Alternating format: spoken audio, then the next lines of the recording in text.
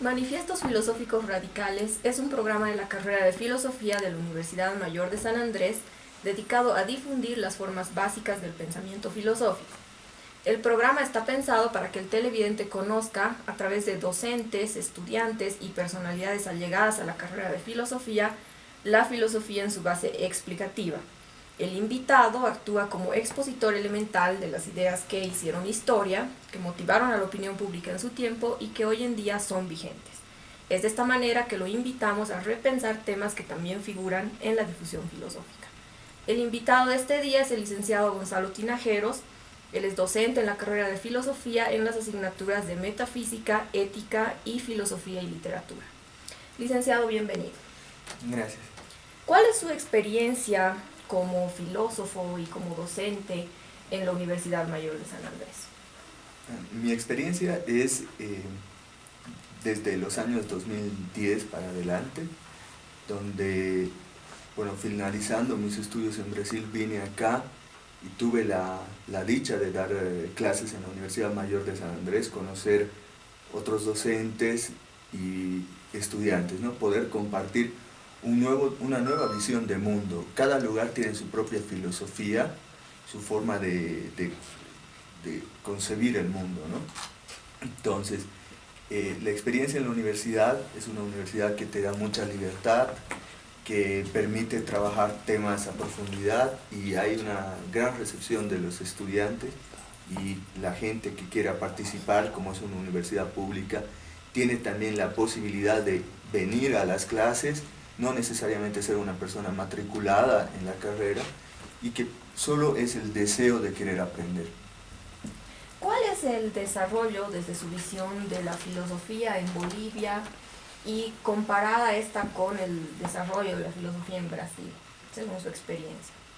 Sí, es muy diferente porque en Bolivia estamos todavía fuera del circuito internacional de la filosofía, tenemos pocos grupos de investigación que tengan un financiamiento, que tengamos bibliotecas particulares para un tratamiento específico, digamos, filosofía hegeliana, tener todas las obras completas en alemán, tener los comentaristas clásicos de este gran pensador y tener los actuales trabajos que se están haciendo sobre filosofía.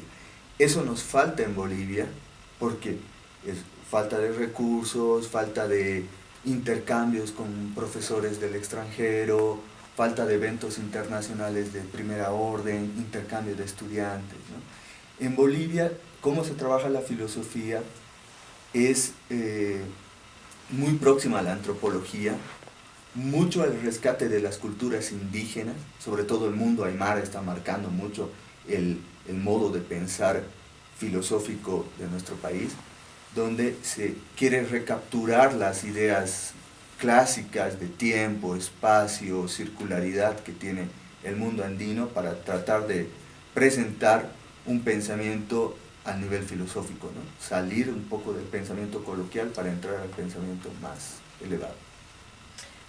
Evidentemente estas corrientes nuevas en la filosofía en Bolivia están presentes tal vez también por los momentos históricos. En comparación con el Brasil, ¿cuáles son los temas que se están trabajando? ¿Cuáles son las nuevas vetas de investigación que se están abriendo? ¿Cuál es la diferencia, digamos, en cuanto a este desarrollo de los temas? Uh-huh.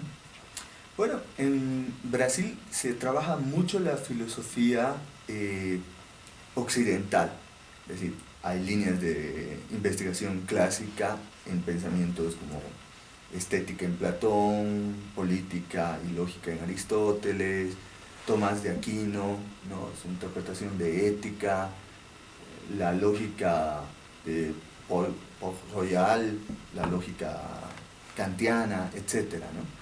Y lo que distingue, me parece, de la filosofía que aquí se hace es que hay un tratamiento de la filosofía andina muy fuerte en Bolivia, este rescate, y interesante que ahora con el director de carrera, con el licenciado Iván Orosa, se está queriendo hacer un grupo de investigación sobre escolástica colonial, que es el pensamiento latinoamericano en el tiempo de la colonia. ¿Qué es lo que han hecho pensadores en esta parte del mundo, ¿no? Trabajo sobre metafísica, trabajo sobre filosofía del derecho. Es una época muy rica, ¿no? Tenemos los claros ejemplos en arte, el arte barroco, la música barroca, ¿no? Una forma de expresar que se ha tenido en nuestro país y en nuestros países, en los países hermanos, en lo que se trata de mostrar una nueva visión de la filosofía, ¿no? Que es poco estudiado eso. Entonces yo vería que la filosofía latinoamericana, como es también una filosofía muy nueva, todavía queriendo tener carta de ciudadanía en el mundo, es el rescate de lo clásico con las culturas indígenas y el rescate del periodo de la colonia, donde nos trae en los barcos de los conquistadores llega Aristóteles, llega Tomás, va a llegar después Kant, van a llegar los filósofos conciliaristas, etc. Desde su criterio, ¿existe una filosofía latinoamericana, una filosofía andina, teniendo en cuenta que el tratamiento de ambos temas, incluso en América Latina, es bastante escaso y poco riguroso, ¿no? Es muy reciente también, como los países latinoamericanos tienen un poquito más de 200 años de independencia. Entonces, y ha sido a costa de sangre, de revoluciones.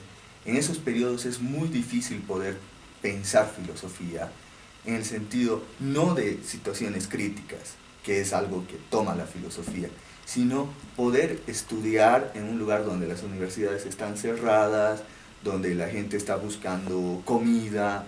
Entonces, todos esos periodos de independencia no han sido más procesos políticos que académicos, ¿no?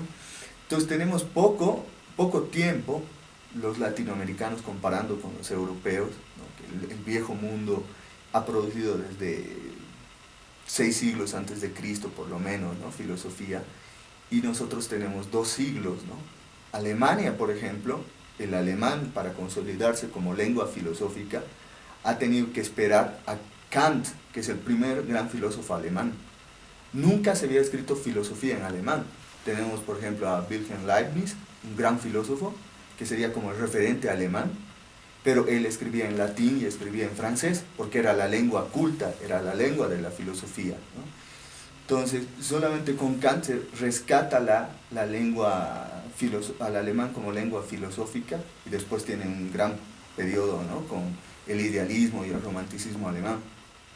Entonces, no estamos tan alejados de eso en Latinoamérica, de querer buscar nuestra identidad, hacerle pensar al castellano o a las lenguas indígenas. Aquí en Bolivia hay un tremendo esfuerzo que hay que reconocer por mostrar que el aymara es una lengua filosófica, es una lengua mejor hasta que la lógica formal, ¿no? Esta lógica trivalente que sería una propuesta de una lengua informática más desarrollada.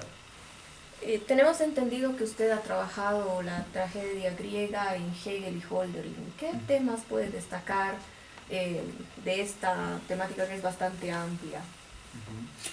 Es muy interesante que Hölderlin, uno de los grandes poetas y filósofos del siglo XIX,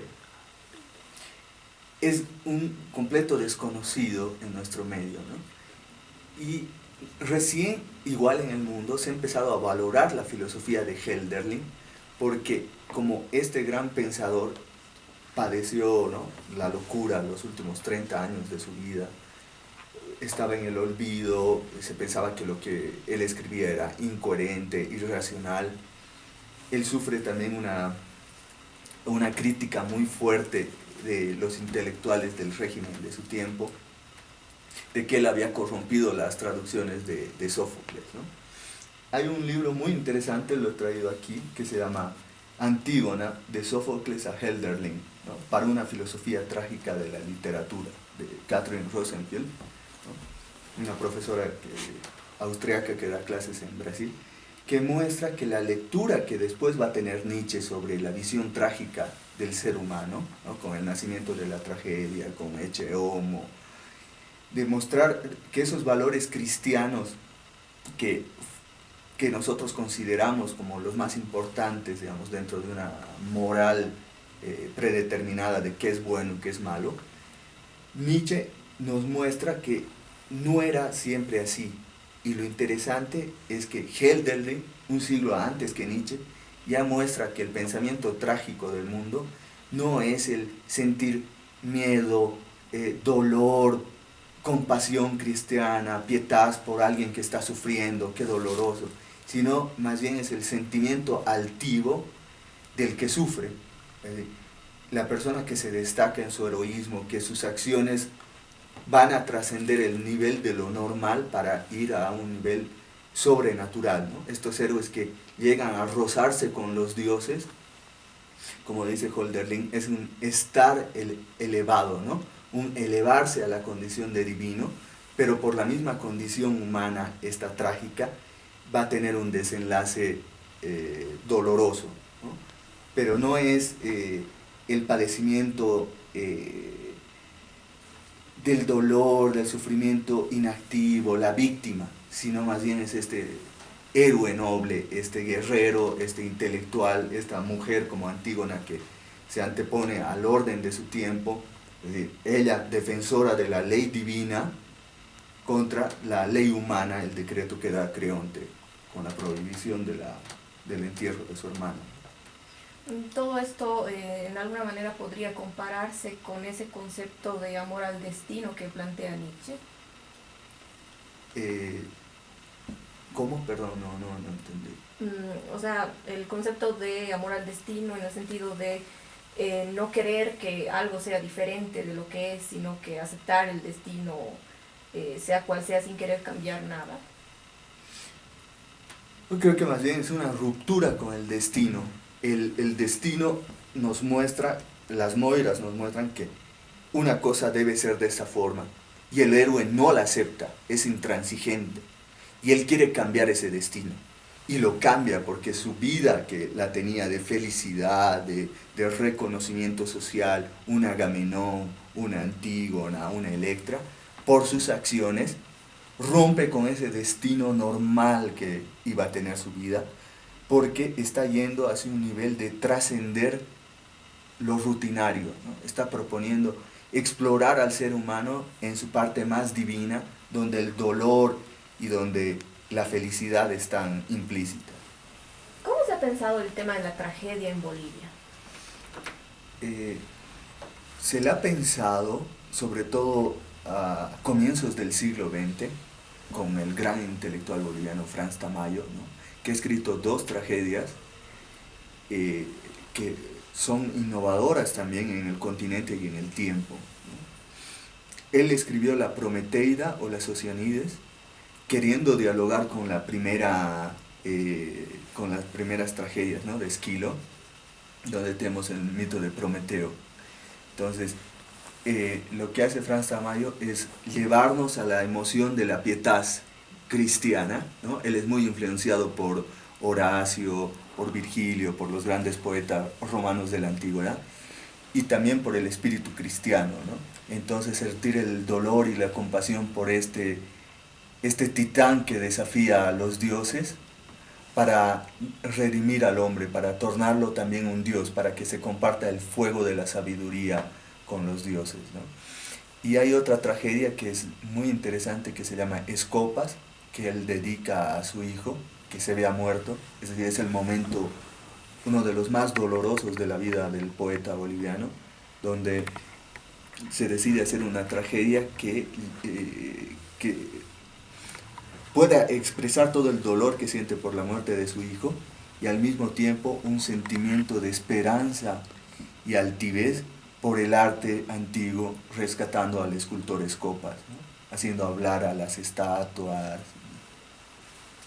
Un poco regresando al tema que tratamos con anterioridad de la escolástica colonial, tenemos entendido que se está organizando un evento en el cual van a participar personalidades reconocidas. ¿Qué es o cómo se está abordando este tema desde Bolivia?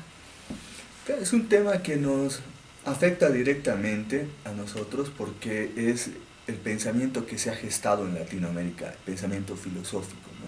Cuando hablamos de la neoescolástica, es el segundo periodo de la escolástica, es decir, cuando ya se tiene el conocimiento de Tomás de Aquino, cuando Santo Anselmo ya presenta sus demostraciones de la existencia de Dios.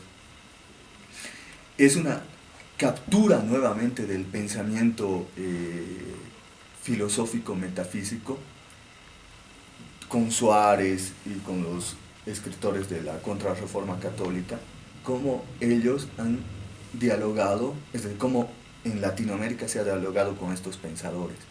Entonces, la filosofía, que es un pensamiento con las categorías puras, ¿no?, de la razón, cómo estas categorías han sido pensadas desde Latinoamérica.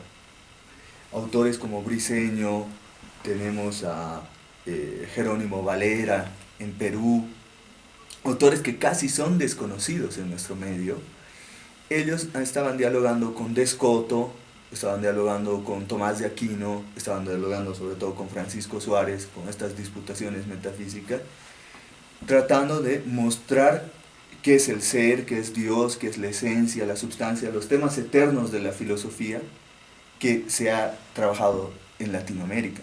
Entonces, en este evento vamos a tener una primera visión de estos autores. Nos va a traer el doctor Roberto Hofmeister Pick de la Universidad Católica de Río Grande del Sur, la exposición del pensamiento de Jerónimo Valera. Vamos a tener a Alfredo Coletón, es un doctor argentino que trabaja en la Universidad Unicinos. Va a estar Alfredo Stork, que tiene un trabajo él trabaja filosofía medieval, ¿no? Él siempre está con los proyectos de filosofía medieval interamericana. Entonces, este núcleo, primero el coloquio, ¿no?, y la formación posterior de un núcleo que pueda investigar a profundidad la filosofía en Latinoamérica en el periodo del 16 al 18. ¿Cómo se ha abordado el tema de la filosofía política en América Latina y desde su experiencia, cómo ha sido tratado este tema en Bolivia? En Latinoamérica es un continente muy rebelde, ¿no?, que está siempre transformándose, siempre buscando nuevas constituciones, crear su propia identidad, separarse un poco de la Latinoamérica actual. Es una Latinoamérica que está queriendo un poco diferenciarse de su historia antigua y también del periodo colonial, ¿no? Crear su propia identidad como países libres, autónomos en el siglo XXI. Entonces, el trabajo del filósofo es importantísimo porque es reflexionar a esta cultura. Puede tomar un caso específico de una nación determinada y ver cómo ella ha sido, cuál es su cultura cívica, cultura política, como algo tal vez substancial, ¿no?, algo que está muy presente en sus manifestaciones, muy presente en la forma de ser social, ¿no? Entonces, el trabajo del filósofo político es un trabajo arduo, es un trabajo profundo y es un trabajo necesario, porque en este momento donde hay países como el ALBA y nuestro país pertenece a este bloque, hay un momento de crisis también, de crisis de producción intelectual, ¿no? Más hay una gran producción política, digamos, de hacedores políticos, pero no tanto reflexionadores políticos, en qué lugar anda la libertad, cómo está la sociedad, cómo puede salir de las crisis países que tienen todo el tiempo conflictos sociales, manifestaciones, como Bolivia, como Ecuador, Venezuela, que uno ve las noticias y siempre está habiendo problemas con la inflación, problemas con cierre de medios de comunicación, etc. Entonces, un filósofo político es el que reflexiona de forma profunda los problemas que tiene su país y tratar de ver algunas soluciones para que no sean países atrasados y lleguen a ser países más desarrollados. ¿Qué autores y qué textos pueden recomendar para abordar la filosofía política en Latinoamérica y también en Bolivia? Inicialmente, los clásicos siempre tienen mucho a decirnos, ¿no? La filosofía occidental, podemos decir hasta filosofía primera, si queremos partir como si fuese una metafísica, ¿no? Entonces, leer Aristóteles, la política de Aristóteles,